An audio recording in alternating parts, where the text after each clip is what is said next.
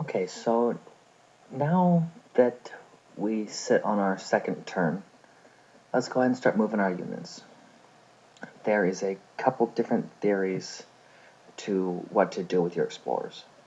One is to pick a direction and continue to head as far as you can and try to find where the nearest player is, and therefore figure out your sense of urgency to expand as far as you can and to stretch out really far and thin and grab far territories and try to expand backwards to your capital. The other is to when you try to extend your next city out super far and extend back to your capital, you lose momentum with the fact that you're spending a lot of time without new cities because this explorer is spending turn after turn after turn traveling, and that sets you back. But the idea is that if you can stop the expansion of your neighbors, that you will soon make up for that loss because you'll be able to expand backwards and will end up with more cities. However, the other side of the coin is the fact that there's huge merit in getting as many cities as you can quickly because they can both start working to provide more to the empire, and you can pump out more settlers the more cities you have, and the sooner you have more cities, the more that you can pump out. But first, at the beginning of every turn, start exploring. For the sake of this, and there's of course always kind of a blend. It's not just one or the other, the strategy of explorers. But I'm going to go ahead and I'm thinking that my explorer, or not my explorer, my settler, is going to come up over here by the wheat. But I want to come up here and make sure that that is a good idea. I'm going to send my explorer up here. Look at that. I have just ran into another player. That is a big deal. That means there is somebody nearby, and that is a game changer. I was not expecting this. I'm operating as a new player. I have no idea where anybody is right now. So when you bump into a new player, you're gonna want to come down to diplomacy, and this is with an AI, but even with a new player or with a human player, the first thing that you'll normally want to do is offer a ceasefire to agree that you won't attack people. You won't attack each other.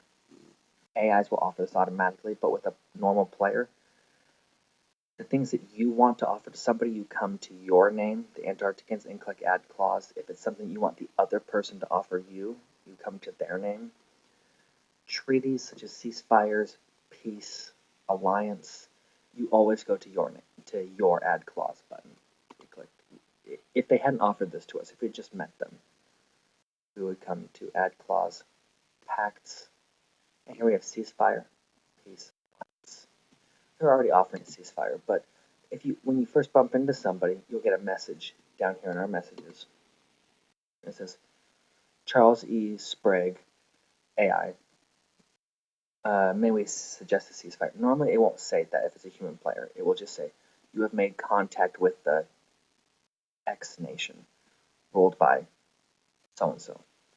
So when you see that, if it's a human player, which it almost certainly will be during a normal game, you're going to want to come to Civilization, Nations, find the nation,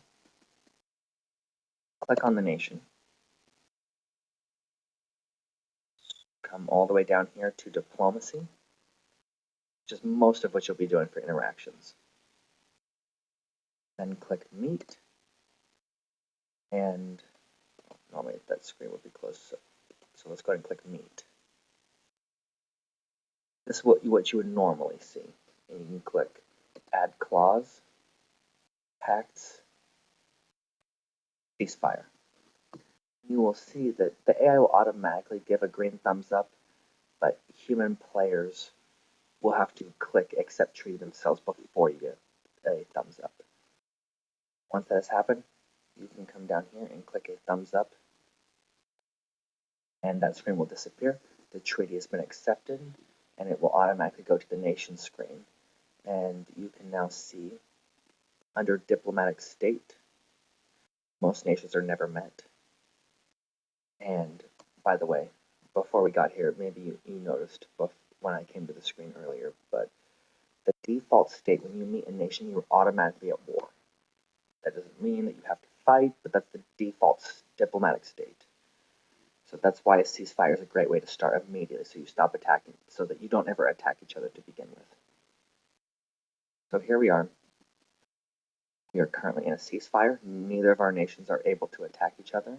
And in the parentheses here, it says how many turns the ceasefire lasts for. 16 turns, which is an incredible amount of time. That means that for at least 16 days, we can't attack. Granted, either of us can break this treaty, but that's where it stands. So this puts us at this kind of derails me from my original plan for this episode, now that we've come in contact with somebody else. So now we have a decent visual. We can see just north here, here's the coast. So there's nowhere further to expand there. But now my concern is, how close is the nearest nation? How concerned do I have to be that they're going to be coming and trying to take my land? Do I need to try to reach super far to map out my nation's borders? So let's go ahead and head in the direction that I assumed that he came from, which is somewhere from the west. Just in general, let's head west. Okay. Now you'll see that he disappeared, and that is that units have a limited view area. And that is 2 tiles orthogonally. So along the sides, 2 tiles each way, like a plus sign from them. 1 tile to the corners. So since no nation, or since none of the units in my nation have view to where he is standing over here on the wheat, I can't currently see him. I won't know where he moves unless he comes within view of any of my units. Cities have full view of that 5x5 square minus the corners. So let's go ahead and continue to explore and see if we can find anybody going 1 tile at a time. Okay, I've gone pretty far over here, so he's not this far, but maybe I can put a city down here. So I'm going to go and kind of pull back a little bit and see if there is good stuff down this way. Okay, so there's some good area for me to expand into over here. And I've actually changed my mind a little bit. This is a decent area to expand up here, but I kind of like this area where my explorer is at. We can see grassland here, these dark green tiles.